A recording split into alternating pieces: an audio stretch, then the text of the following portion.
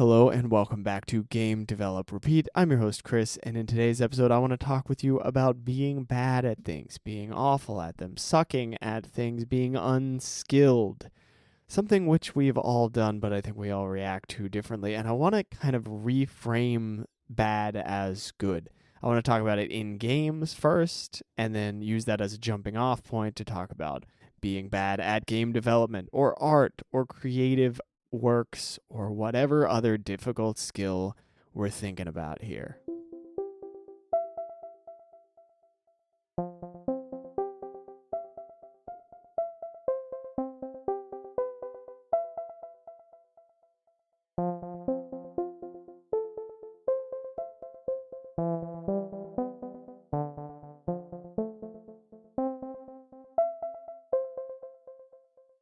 Do you remember being absolutely terrible at video games? I'm not talking about StarCraft, Warcraft 3, Team Fortress 2, CSGO, Celeste, Super Meat Boy, Civilization 5. I'm not talking about ranked games, games with some difficulty to them, some challenge to them, or even games with a lot of complexity to them. I just mean games. You remember being bad at games, full stop. You open up freaking Putt Putt Goes to the Moon, and you don't really know what to do, but you're just kind of exploring and figuring it out, right? You don't know what you can and can't interact with. You don't know how to navigate the user interface. You don't know what buttons on the keyboard or the gamepad do what actions. Can you put yourself in those shoes? Do you remember that? Can you really experience again this sensation of not understanding any of these core skills? The game tells you to press A, you have no idea where A is. You cannot navigate it. The game tells you to move the camera in this direction. You don't know how to move the camera. Which one of these joysticks moves the camera? Oh, that was my character, right? How do I get the camera to move? I can't figure it out. Is it this D-pad? Do I need to hold R while I move the character joystick? No, that does something else. Can you put yourself in those shoes? Can you actually remember the experience that you had back then? It's probably been so long and you've probably had so many gaming experiences that you can't accurately remember that. Now, if you want to have an interesting little recreation, if you want to explore this a little bit, there's a great series on YouTube by Razbuten, Razbuten, I believe, Gaming for a Non-Gamer. You may already be familiar with this. These are fantastic. Go back to the first one, check it out a little bit. He is having his girlfriend play games without really giving her much of an introduction or explanation and seeing how well the game communicates things to her. Fascinating game design lessons. Such a cool series. Highly recommend it, and very entertaining and just generally interesting. Highly recommend. Definitely check it out. That was Razbuten, Gaming for a Non-Gamer, Razbuten, I believe. Now, why am I so interested in this experience of being completely ignorant to something, being a total newbie to it, not having any skills whatsoever, and being objectively terrible at it? And that is not a value judgment. You're just terrible at it. You don't know anything in comparison to anybody who knows anything about it. And you can go from terrible to okay very quickly. Why am I fascinated by this? Well, from a gaming perspective, from just a perspective of what games I'm enjoying and not enjoying, it's a little interesting because I wonder how this impacts my game choices. Do I still like RPGs because I played a lot of RPGs, which gave me some fundamental skills that I use to this day that make those games more comforting for me and easier for me and just like a nice, soothing, relaxing experiences? Do people who play shooters play them because they have those fundamental skills more, right? Is it a matter of what we're already good at that leads our genre choice? How much of an impact does that have? Because, like, I don't really like brawler games. I love the Yakuza games, but that combat bothers me. And I wonder if that's just because I'm just not in that mindset and I don't really understand it. And I figure it out, sure, fine. But that element of the game is a drawback for me because I have to learn this whole new thing that I don't really feel like learning necessarily. How does this impact us as gamers? Are there game genres that you avoid because they're just a skill set you don't care for, or you find the camera controls really frustrating, like consistently? You don't want to read through all these menus. I mean, maybe it's just that you're not interested in them. Like, even though I played a lot of tactical games as a kid and I love them, I think I find them absolutely fascinating, right? Front Mission 3, Final Fantasy Tactics, that sort of thing. Some of my favorite games growing up. I don't really play them now, not because I don't know the language or because I'm not interested in them, but because they're tiring, right? So maybe it doesn't have that much of an impact, but I'm interested to see if it does. Now, as far as game design goes, this is clearly important, right? If you're able to communicate clearly to the player what it is that they need to do, then that broadens your audience significantly and it makes it easier to understand for the people who are not new to it. If you can make it a clean, easy explanation, not a ton of text, just a very intuitive, approachable prompt of some sort, that's marvelous. Suddenly your players are like, yeah, let's go. No problem. Oh, I've never gamed before, but here we are. No problem. Right? Then you're good. It's quite the challenge. That's probably one of the hardest things to do in design. It's like this issue of how to design a door. Have you heard about this before? There's a whole book about this sort of thing. The design of, I think it's like the design of simple things, the design of everyday things. Essentially, with doors, we are going to go on this tangent because it's super relevant. If a door has a flat panel, it's very obvious that you just push, right? You can't pull. There's nothing to grab onto. If a door has a long, flat handle that's going from left to right across the whole width of the door, it seems like you probably push. It depends on the height of the door. You could pull on that. It's ergonomically like kind of appropriate to pull on that. If the door has a small vertical handle very close to the middle of the where a doorknob would be, I guess. Or the double doors, there's that big crack in the middle. Close to the crack in the middle, small vertical handle that's clearly shaped for a hand to go into it. That feels like a pull. If a door like that is a push door, it's a horribly designed door. Right? These are the difficult things to design. And in games, it can be extremely difficult to design something that's super intuitive, that communicates to the player which button they are meant to press on something like a keyboard or something like a gamepad when you don't know which gamepad they're using.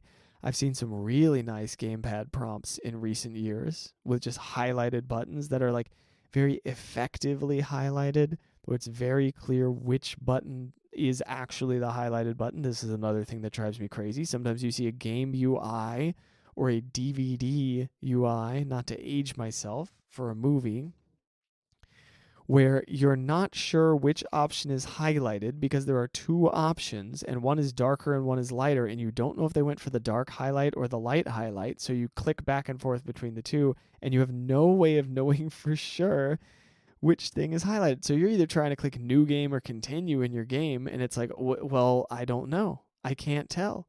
These are baffling. These are confusing to me.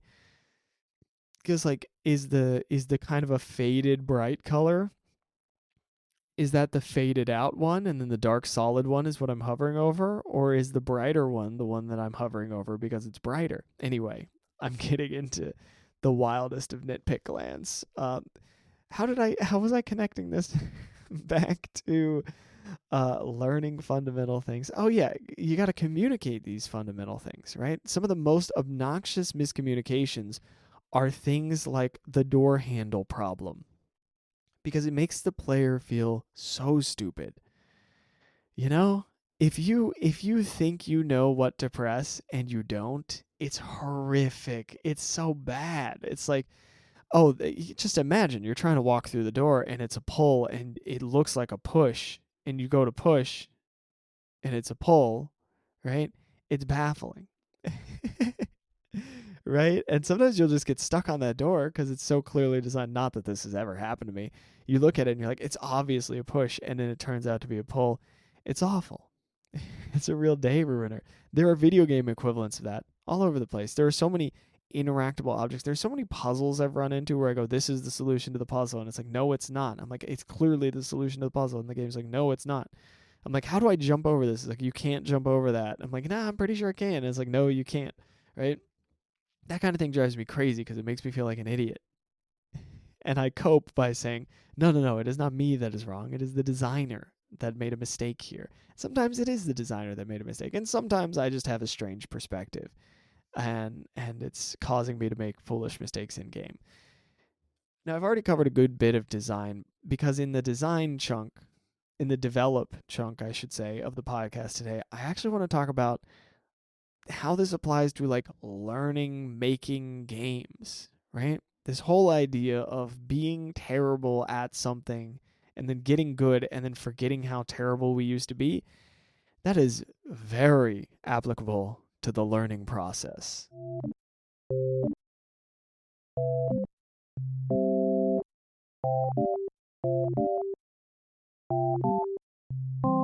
This is the part of the episode where I try to convince you that it is okay to be bad at something, that it is not some deep moral flaw, that is not a deep character flaw to be bad at anything.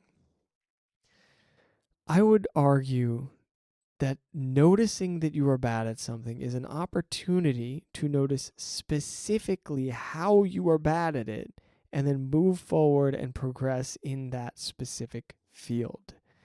If you just vaguely say, I am bad at this, then it's an excuse and you just go, and I guess I'll never get better. But if you say, I am bad at this specific thing, then you go, okay, how can I improve this? I'm going to move forward. I'm going to get better. And then you get better, and then you find a new thing you're bad at, and so on and so on and so on and so on. I'm going to run you through a couple of scenarios that kind of paint my perspective on this. It's the best way I have of painting a picture of how I feel about this whole idea of being bad at something. The first scenario is being brand new at something. Let's say you are brand new at drawing.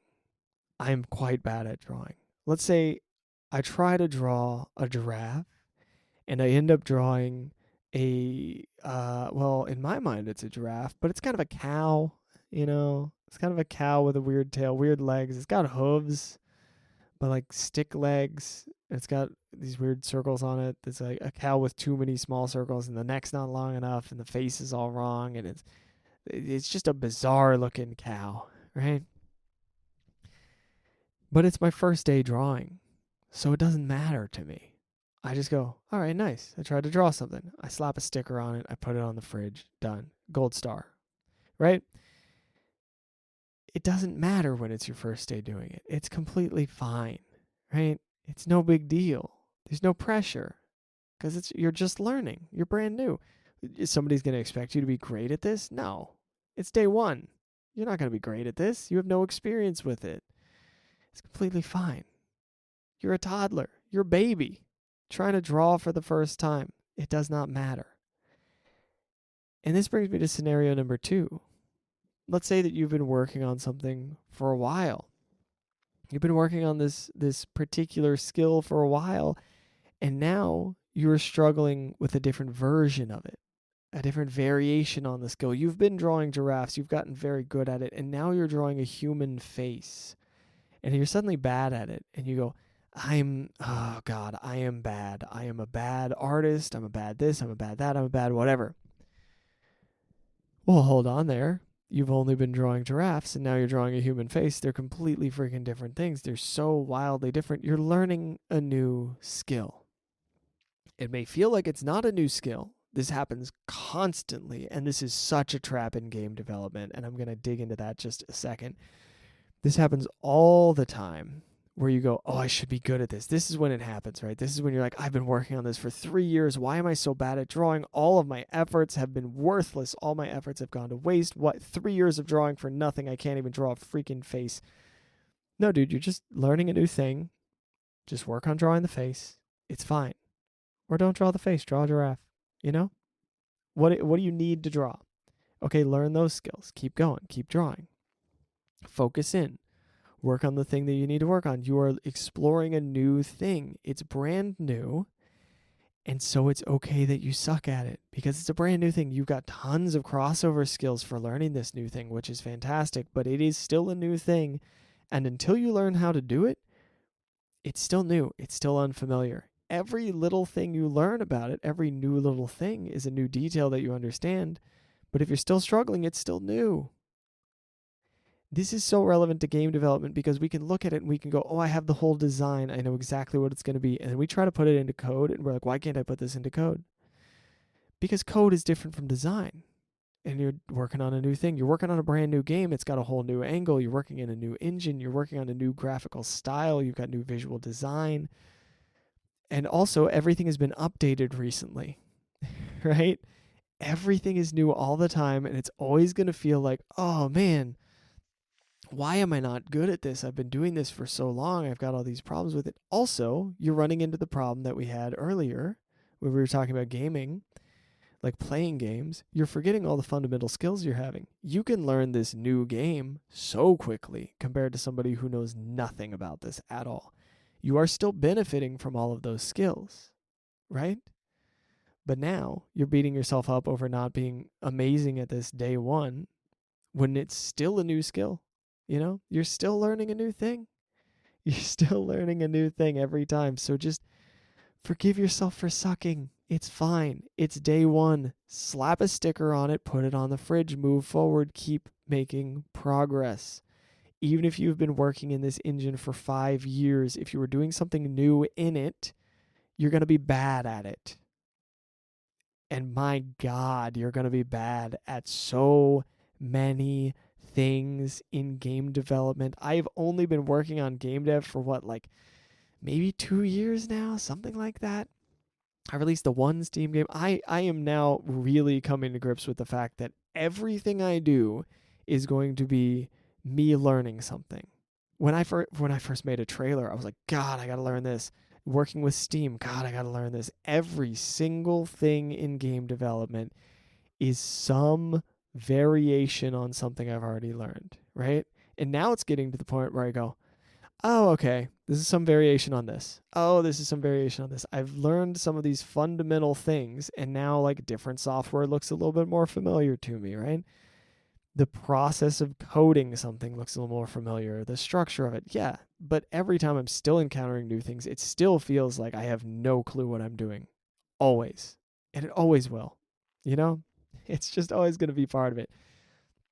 I want to throw one more hypothetical at you, and I want to tie this into my music training a little bit. Imagine if you're somebody who beats yourself up over being bad at things, right? As I often do. If you're somebody who does not accept being bad at something or goes, "Oh, I have to be good at this. Otherwise, why am I making this? Everything I create has to be good," right? If you're on that train, I especially want you to hear me out. If you are brand new to a skill, you are a toddler, you are a little baby, you are a child, okay? Just go with this imagery for a second. You're a little baby boy with a little pacifier, and you're just discovering the world for the first time.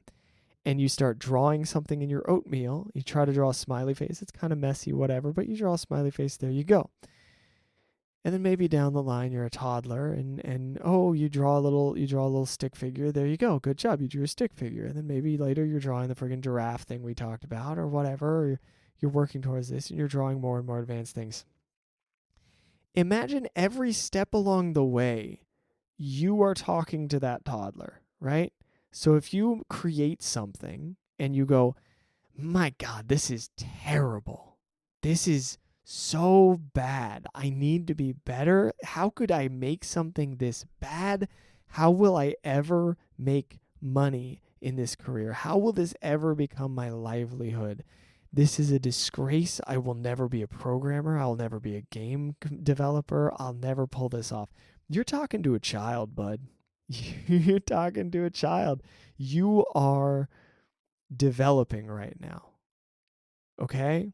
And I know it's extreme to paint you as a child, but I need you to see this so clearly. because it is so important to me as an educator and just as a human. If you are beating the crap out of yourself over skills that you are currently learning, you are being cruel to essentially a toddler. The toddler is you, right? You're not being cruel to somebody else, which is why we go, oh, it's fine. But do not do that. Don't do that, man. Don't be mean to the cool little creative dude inside of you that's just trying to make something interesting, that's just trying to learn a new skill. Because 5 years down the line, if for some reason this toddler inside of you, this little part of you that wants to create stuff, this fascinated, interested little kid that's like, oh, I want to draw this. And then somebody comes in and goes, oh, this is so bad. This is so derivative. What's up with this stick figure? It sucks. It's terrible. If for some reason you're still creating things 5 years down the line, 10 years down the line, that little kid is growing up, getting better at creativity and all this stuff, every day you're testing, just breaking that whole thing. Every single day you're building up this mountain of resentment and just like garbage inside of yourself of like, why do I even do this? All it gets me is pain, right? This is a part of you. And I know I'm getting like borderline, just to be clear, this is not like mental health advice. This is just like a creativity opinion and a education opinion that I have. I do not think that it is good for the long-term development of skills to be hypercritical of yourself in that way.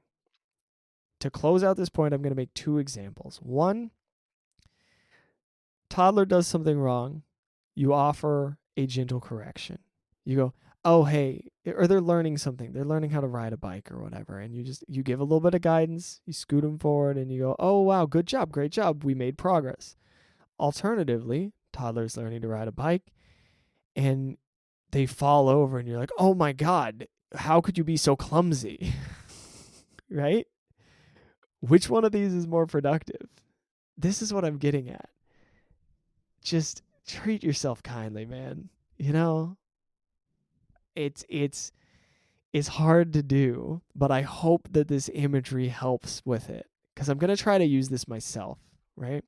I think that it is a important point. I think that it is so valuable to treasure and take care of our own little creative flame. I know that's weird. I know I'm getting freaking woo-woo with this crap, but there's a part of you that wants to make stuff, and you gotta treat it well. At the very least, don't actively try to blow it out because there's so much sensitivity involved in like making stuff. There's so much fear. There's so many things there's so many judgments, and you need to build that thing up to be sturdy. You need a roaring fire so that when you release a game out into the world, and God forbid people pour buckets of ice water in your direction because they don't like it, because they don't understand your messaging, whatever it may be, if that happens to you, you need to be able to survive that so that at the very least, you can still love creating things for yourself. Because you're in this because you love doing it, right? So you got to make sure that you can keep doing what you love. So don't be your own worst enemy. That's my pep talk. That's the hype. Let's close this thing out, all right? I've been going on too long already.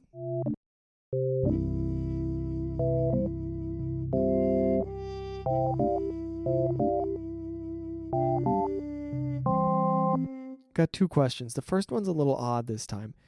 Do you have anything in your life that you remember being completely unskilled at that you later got better at? Maybe it's a skill you picked up later in life. Can you try to remember vividly how bad you were at it? For me, I can vividly remember how bad I was at music when I first started learning music. I was so bad because I was bad for a very long time. I remember the first time I tried to play a musical instrument. Now, I remember this whole journey. Like it's a whole thing that I can like replay in my mind, and it is fascinating to revisit that just a little bit and go, "Huh, okay. There's this whole interesting emotional story arc of the whole journey of learning music, and I can see the very beginning of it, which is so cool." The second question is going to be, what do you currently think you're bad at? And is it just unfamiliar? Does my thesis hold up? Disprove my thesis because I'm probably wrong. But is it just unfamiliar? Is it just something that you've been working on for a long time? What are you actually bad at? Like, if you really drill into it, what are you actually bad at? I could think of so many of these for me with programming. Programming, I'm not good at structuring the architecture of my code, right? Like how files are connecting to each other. And I think there's a couple different elements that are going into why this is going poorly for me. One, I don't have a clear picture of the full scope of the game. I just have a tight opening scope. I have like a beginning point, and I don't have it perfectly like mapped out. So it's hard for me to design the architecture when I don't really know the size of the thing. And then two, I'm just not very good at connecting things in Godot. I just get confused sometimes by see, that was almost an excuse version of that. I was like, I'm just not very good at this big, broad thing. I specifically get confused by passing signals around, tracing them, which I've gotten a little bit better at by using the Control-Shift-F find, tracing them and making sure, how do I put this, that the correct objects are connected to each other. Like when I have trouble when I'm instancing a script, I get a little confused by that. I've started to learn that syntax and started to learn how to just connect things together, but there are lots of little connection things in Godot that I struggle with, and to point out every single one of them individually would probably be valuable to me, but is not something that I can continue doing right here, right at this moment as I record. That is everything that I have for you this week. Thank you so much for listening. I hope that you took something away from this rambling episode. I just wanted to dive in on this particular idea. I'm very passionate about it, and I was excited to just go into it. A little bit of an unconventional episode, but I hope you enjoyed it. As always, you can give me feedback at anxiousbuddhagames@gmail.com. You can go into the Discord. You can message me on there. I've got the Twitch stream if you're interested. Monday, Wednesday, Friday, 2 p.m. Eastern. A little bit of dev, a little bit of gaming. That is everything. Thank you so much. I'll see you in the next one. But until then, get out there, make some stuff. And for the love of God, have fun with it and be nice to yourself about the results. I'll see you in the next one. Bye-bye.